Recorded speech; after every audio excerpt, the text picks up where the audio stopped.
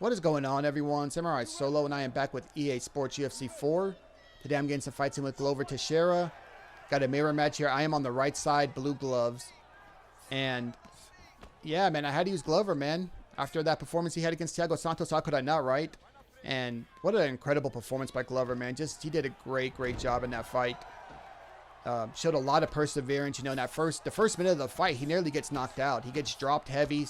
He tried to go for a takedown, ate some elbows. I thought he was going to get finished. He survives, gets on top of Thiago, ends up dominating the rest of the round with some nice ground and pound. With that said, I thought Thiago won the round because of the damage was done, dropping him.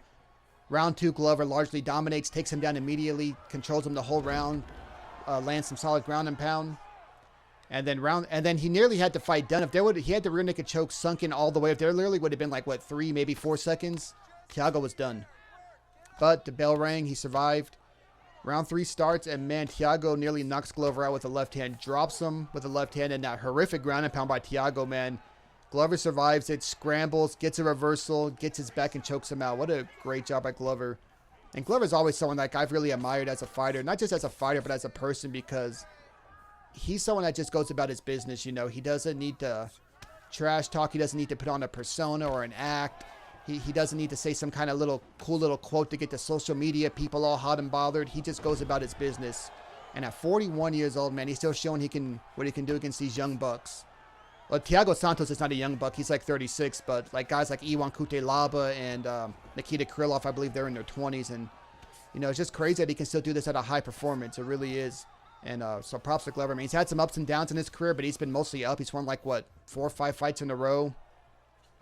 And I would love to see Glover and Jan, man. That fight really needs to happen, but it's going to be Izzy, which I understand. And because I think Glover actually has a decent shot to beat Jan. But against, say Izzy and Jan fight, let's say Izzy wins. Glover is not going to beat Izzy. That's a terrible style matchup for him. Anything can happen, of course, but against Jan, I'm not saying he would necessarily beat Jan, but I think he would have a chance to beat Jan. But yeah, we'll see what ends up happening. But yeah, man, 41 years of age and still doing it. Giving us all those old folks like me inspiration. And yeah, so this guy took us down immediately here, and I'm just trying to stay calm here. You know, I don't want to blow through a lot of stamina. The ground and pound's been nerfed so much where I don't have to worry about it too much right now. So I'm just trying to stay calm here, just blocking, trying to stop some of his punches here and there. But yeah, the rust, man, was real. I really need to get back into playing this game, you know, semi-regularly like I normally do. I've been playing a lot of single-player games lately. Just hadn't felt like playing lately. It's, you know, no particular reason. I'm not, like, frustrated with the game. I've just been catching up on my backlog. I beat Watch Dogs 2 a while back, so I'm ready for Legion, which I'll get when there's a sale. Right now I'm playing through Assassin's Creed Odyssey. Valhalla's about to drop next Tuesday, I think. But I'll be getting that later down the line. I'm in no rush to play that right away. And what else am I playing? I bought Fist of the North Star for $10 a month ago or so. I just finally started playing that a couple days ago. Great game. And I even pulled out the PS3. I've been playing some Deus Ex Human Revolution, so I'm just playing it all right now. But yeah, so round 2 starts here, and I realized, like, I cannot be taken down. I need to keep this fight on the feet. Stop giving up takedowns. Or at least I need to do big damage on the feet while we're on the feet. That was my thought process. There we go. Rip him with a couple of body hooks there. Left hook, straight right lands. And look at that. No setup on this takedown, and I let him get it. And I pressed up on the left stick. I was just slow. Talking about Glover being 41. I got these old man reaction time right now. I should have saw that coming. I should have had an early deny on that. That's how slow I reacted to it. I'd like to blame ping or lag, but it wasn't. It was just me. But I'm able to get up to my feet there. Break away. Let him have that body kick. And there it is. Need to do some damage on the feet to make something happen. I kill my stamina, though. And I didn't mean to press up on the... If you press up or down the left stick before they even turn, that happens. You get taken down every time automatically. And, yeah, that's what happened. I didn't mean to do it. And he goes for an arm triangle, but I'm not even worried because the choke submissions are so... They just completely just messed those up big time in the last time they updated these submissions. It is so easy to escape these submissions. You can escape these submissions in your sleep. You can have no stamina. You're going to escape. Everyone's doing joint submissions because joint submissions are... I wouldn't say they're overpowered, but they're way easier to get than choke submissions. They might need to be tuned slightly, though, but the choke submissions definitely need to be tuned to make them easier again. It's crazy how they just can't get that right. They came up with this mini game. We're able to reverse right there. We're on mount now. You know, Undisputed 3, excuse me, Undisputed 3 had the little circle mini game submissions, and I remember it being perfect. What I liked about it is it was really stamina-based hardcore. Like, if you had no stamina, 9 times out of 10, I was submitting you. And anyone else, for that matter. You know, any other player. You're going to submit that person if they had no stamina almost every time. And I made it fair. Like, if I block your transitions or you kill your stamina, I go for a sub. You're tired, easier to get. But here, they just can't get it right. It's either like it's too strong or it's too weak or something. They can't just tune it right. And I'm hoping they can. I'm hoping they're working on something with that. Because it really has made choke submissions useless. I don't like going for them now. But anyways, we're here on the feet now. Ooh, land some nice strikes there on me. There it is. I knew he was going to throw a jab or straight. It was a straight. And I don't know what he's doing there, but I rip him with 2 hooks. That's vulnerability when you stay in that position. And he quits. These players, man, they just quit so fast when things don't go their way. Yeah, we had the damage was done to him. Probably wasn't going to continue going good for him. He knew that. That's why I guess he went ahead and quit, didn't even bother trying. But it would have been 1-1 in the fight. But hey, we'll take that win.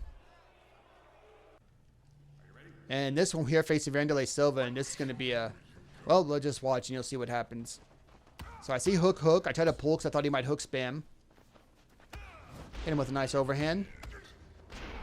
Boom, nice combo by him. And I'm knocked out that quick. That was so funny. I thought he was going to hook spam me, so I'm like, duck under the hook. And he threw the uppercut. Very smart. Good job by him there. He sends me a little snarky comment. But I don't take it personally, because at the end of the day, it's just a video game. Like, I don't take it serious. A lot of people do. He's probably the type that would be the one to quit if I were beating him, but it's not that serious to me. But man, good job by him, though. I really thought he was going to hook spam me, and he didn't. And then you saw that brutal uppercut. I wonder if I would have blocked that uppercut if I would have survived it. I'm not sure. And here we're going up against Thiago Santos. Oh, and a tuner update came out a few days ago. And unfortunately, I could not find any info on exactly what they changed. I know they changed fighters' ratings and stuff like that. And maybe added some fighters to different weight classes. But I don't know exactly what it was, everything it did. But one thing I noticed was Thiago Santos. So at middleweight, he's still the same as far as I know. But at light heavyweight, which is this weight class, his footwork was only an 87. He felt terrible. Felt awful. It has now been buffed to a 92. So I am really, really anxious to try him out. I haven't used him yet, not even in practice mode, but I'm probably going to do a video with him next because that sounds really good. And Thiago just has a fun moveset, all the spinning attacks and crazy kicks. I heard Gilbert Burns got a big buff, and I'm not even sure what other fighters. I'm going to have to see if I can. I tried to look at it. wasn't on their Discord as far as I could find. I'm sure there might be maybe someone made YouTube videos. There we go. We rock him there with a left hook straight. And man, he stays there. He doesn't back off and let his head health recover. He's really trying to land that knee, or flying knee now.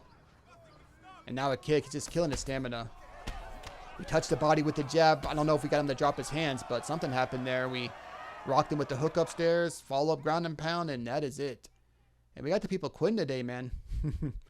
And I would have liked to have done ranked because it's a new season as well. Everyone's ranked records reset, but I really wanted to use Glover, of course, because after the fight. But unfortunately, light heavyweight. I knew light heavyweight more than likely wasn't going to be going on only one weight class an hour, and I didn't want to keep waiting every single hour. So I think it was on women's bantamweight when I checked, so I just hopped into quick fights here. And we're going up against John Jones here. And this guy clearly didn't know what he was doing. I know he's going to throw a big kick here. There it is. And I knew that because right when the fight first started, he opened up throwing 2 body kicks in a row, 2 lead body kicks. And that's why I pushed him away. And when I pushed him back, I said, he's going to throw another. It was a head kick. I said, it'll either be a body kick or a head kick. A big kick, I'll make him whiff, overhand him. In this case, it was a lead overhand, rocked him, finished him off. Probably didn't know what he was doing. Probably a newer player. Might be rusty, but we were able to get it done there. Yeah, and see, he blocks low for some reason right there. He was rocked to the head, and he must have thought I was going to kick or punch his body there. And we just catch him with a straight 1-2 down the pipe. And that's it. And we are going up against Alexander the Mauler Gustafsson. I still need to use Gustafsson at light heavyweight, but at heavyweight, man, he feels incredible. I love using him at heavyweight.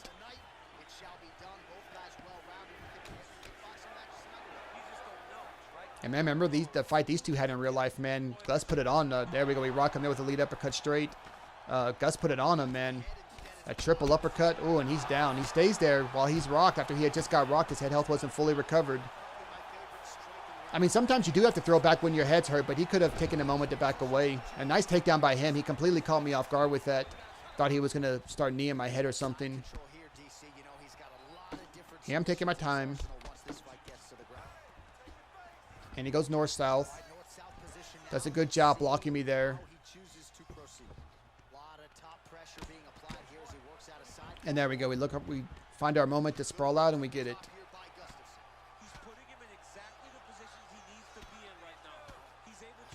And the thing here is just chill. You know, we don't want to get up too early and get blocked and waste a bunch of stamina, then eat more body shots, you know, and hurt our stamina worse. Nice check by him. Man, and this guy is aggressive. Like, there's ways to use Gus, man. And we zap him with that overhand because he's being so aggressive. I mean, he might as well have picked Vanderlei Silva. And good thing I blocked there.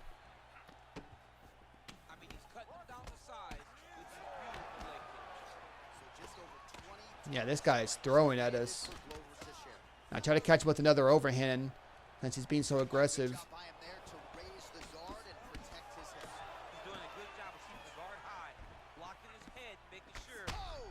It's rocked again. Nice job. I really should have just thrown an uppercut to the head or a hook or something or a knee. I really didn't think he would see that takedown coming, but he did. I had picked Glover playing to like do some grappling with him, but I haven't really had to. Just kind of been banging it on the feet. And he gets dropped again and he quits. Yeah, there's ways to use Gus, man, but that's not the way to use Gus. You can do some incredible things with him. With Gus's footwork and his length and movement, whew, he feels amazing. But when you use him like he's Vanderlei Silva, you know, especially against someone like Glover who hits insanely hard in this game, you know, that's not a good idea. And this is the last fight I believe we are facing off against Jared Cannonier. But man, these fights are ending quick. Besides the first one, I think went to the second round, if I'm not mistaken. And interesting to see Cannonier at 205. I wonder what his stats are at 205. I've never looked at him. And man, I'm like, ooh, this guy's going to be throwing at us. And these two actually fought in real life. And from what I remember of the fight, I remember Glover kind of just taking him down and kind of laying on him and won a decision from what I recall. Cannonier couldn't stop the takedown, but Glover couldn't really do anything on the ground. But Cannonier couldn't stop the takedown or do anything off his back to get to his feet or threaten with a submission or anything from what I remember.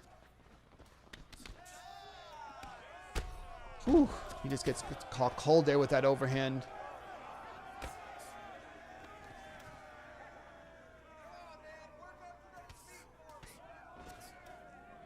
And he caught me off guard with that. I was watching for the full guard. Did the get up. I didn't mind too much, to be honest, though. There we go. Left hook catches him.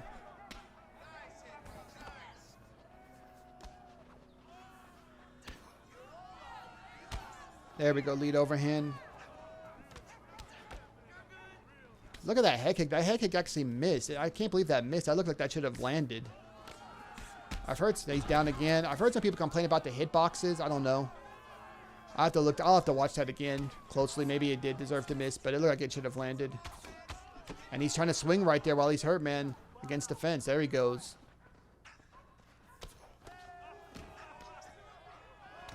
Pull that. And this guy's really aggressive, man.